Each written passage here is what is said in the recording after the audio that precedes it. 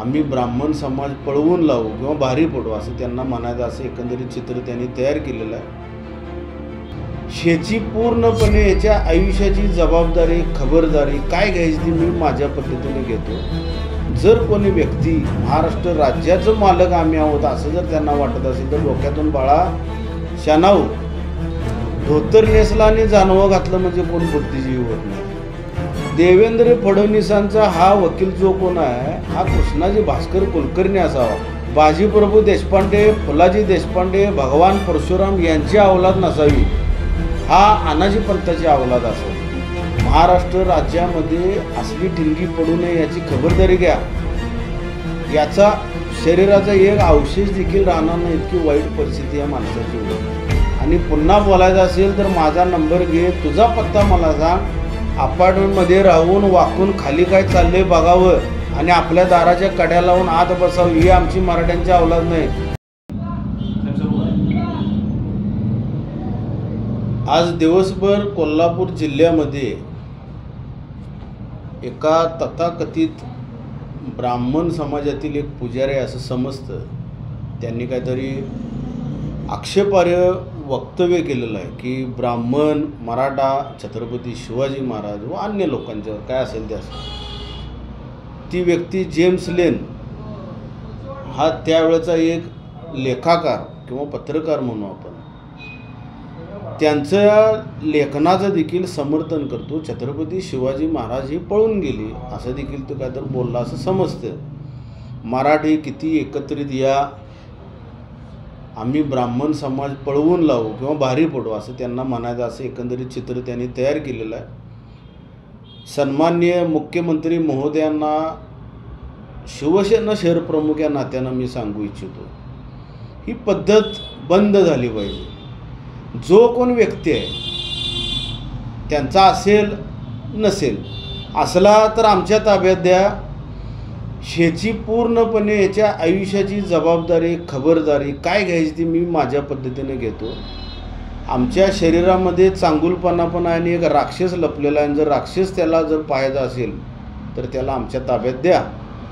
जर त्यांच्या नावाचा गैरउपयोग करून घेत असेल तर मुख्यमंत्र्यांनी ताबडतोब त्याला अरेस्ट केलं पाहिजे. याचं कारण छत्रपती शिवाजी महाराज हे मराठा समाजाचे होते, मराठा जातीचे होते, हा पार्ट वेगळा. पण त्यांनी हे मराठा साम्राज्य व्हावे कधीच म्हटलं नव्हतं, हे हिंदवी स्वराज्य व्हावे असा त्यांचा एक शब्द होता, असं त्यांचं ब्रीद वाक्य होतं. 18 पगड जाती 12 बलुतेदारांना घेऊन काम करणारा हा महाराष्ट्राचा राजा. ह्या ब्राह्मण समाजातील ही कोण व्यक्ती मला माहिती नाही, पण त्यांना मी एक सांगतो, मी सर्व जातींचा आदर करतो, सन्मान करतो, सगळ्या धर्मांचा देखील सन्मान करतो. पण आतंक आणि जिहाद ह्या गोष्टीला माझा पूर्वीपासून विरोध होता. आई आणि मी जोपर्यंत पृथ्वीराज तोपर्यंत राहणार. पण स्वतःला कोणतरी बुद्धिजीवी समजून जर कोणी व्यक्ती महाराष्ट्र राज्याचं मालक आम्ही आहोत असं जर त्यांना वाटत असेल तर डोक्यातून बाळा शानाऊ. तू शानाऊ. बुद्धिजीवी सर्वजण असतात. धोतर नेसला आणि जानवं घातलं म्हणजे कोण बुद्धिजीवी होत नाही. त्याला कृष्णाजी भास्कर हे वकील नावाचे हे छत्रपती शिवाजी महाराजांचे वकील होते.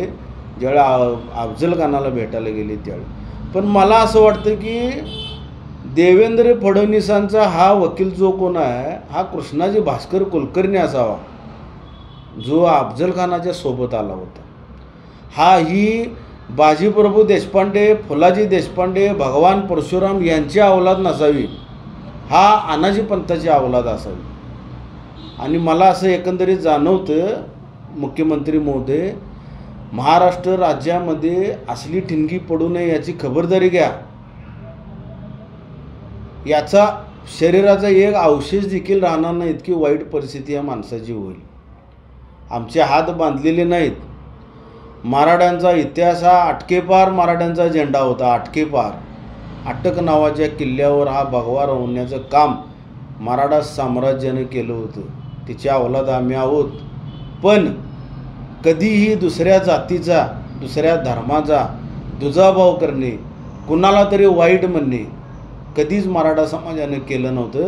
आज देखील ह्या खुर्चीवर असताना देखील भगवान गौतम बुद्धांची आम्ही पूजा करतो, भगवान परशुरामाला देखील आम्ही नमन करतो आणि छत्रपती शिवाजी महाराज असो, गुरु गोविंद सिंग असो किंवा राजपूत असो, महाराणा प्रताप असो, या सर्वांच्यामुळं ही पवित्र भूमी आज ही शिल्लक आहे.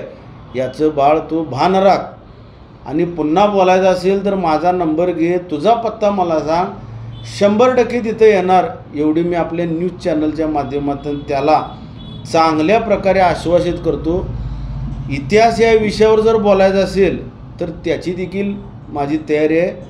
मी शिकलेला आहे, शिकलेला शहर प्रमुख बोलतो आणि माझी दुसरी आणि हिस्ट्री हवी असेल तर तुझ्या इथं मी येऊन दाखवू शकतो. आणि त्यावेळी तुझी जी कोण असतील, जी मराठा द्वेषी असतील, ती सगळी लॉबी घेऊन थांब.